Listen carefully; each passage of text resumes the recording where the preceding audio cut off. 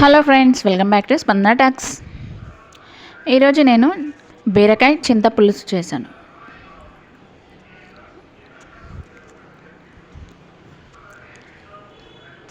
ఇదంతా పొట్టు తీసానండి, బీరకాయ పొట్టు తీసాను.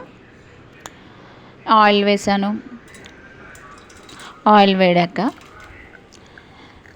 పోపు దినుసులు వేసాను. జీలకర్ర, ఆవాలు, మినపగుండ్లు. ఇవి వేగాక ఆనియన్స్ వేసాను. మిర్చి అండ్ ఆనియన్స్.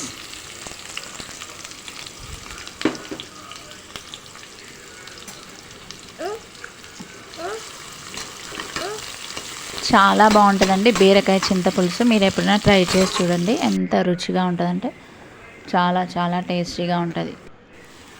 ఇంకా కొంచెం అవి వేగాక కరివేపాకు వేసాను.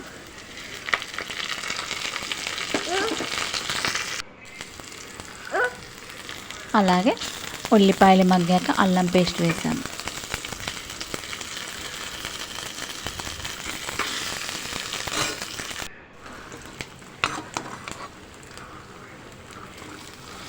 ఈ బీరకాయల చింతపండు పులుసు వేస్తే ఏంటంటే మంచిగా పుల్లగా చాలా బాగుంటుందండి. పుల్లగా అంటే మరీ ఏమంటారు, చింతపండు పులిహోర టైప్లో అలా కాదండి.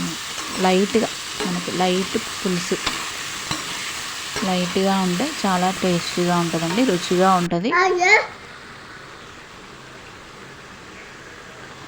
ఇంకా అలాగే బీరకాయలు వేసాను. బీరకాయలు మగ్గడానికి కాస్త ఉప్పు వేసాను.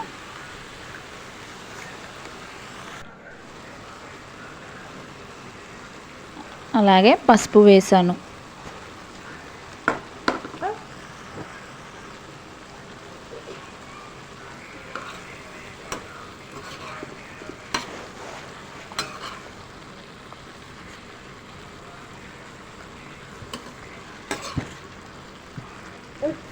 ఇవి కొంచెం ఇంకా మగ్గాక, బీరకాయలు మగ్గినాక ఇంకా చింతపండు నానబెట్టుకున్నది అది పులుసు పోసాను.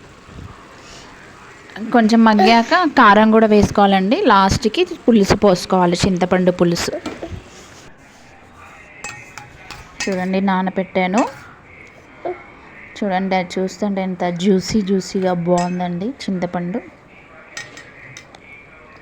నేను ఒక్కొక్కసారి ఏం చేస్తానంటే, ఈ చింతపండు పులుసులో నేను చిన్నగా ఉన్నప్పుడు షుగర్ వేసుకొని తినేదాన్నండి పులుసుతోని. చాలా అదొకటి నాకు టేస్టీగా అనిపించేది. సో ఇంకా పులుసు పోసాను. పులుసు కొంచెం 5 నిమిషాలు మగ్గాక వాటర్ పోసా లైట్గా. ఇంకా అవి ఒక మగ్గాక బీరకాయ చింతపండు పులుసు రెడీ. ఇందులో చపాతీలో బాగుంటుంది, వేడి వేడి అన్నంలో తినండి. చాలా చాలా టేస్టీగా ఉంటుంది. మీరు కూడా ఎప్పుడైనా ట్రై చేసి చూడండి. నా వీడియోలు నచ్చితే సబ్స్క్రైబ్ చేసుకోండి. మరిన్ని మీకు వీడియోస్ వస్తూ ఉంటాయి. అలాగే ఏంటంటే ఇంకా నైట్ అన్ని గిన్నెలు అలాగే ఉండిపోయినాయండి. చూడండి ఎంత నైట్ అయిపోయింది.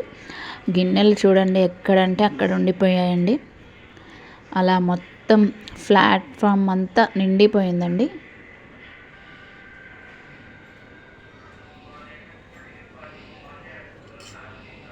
కిచెన్ ప్లాట్ఫామ్ మొత్తం నిండిపోయిందండి.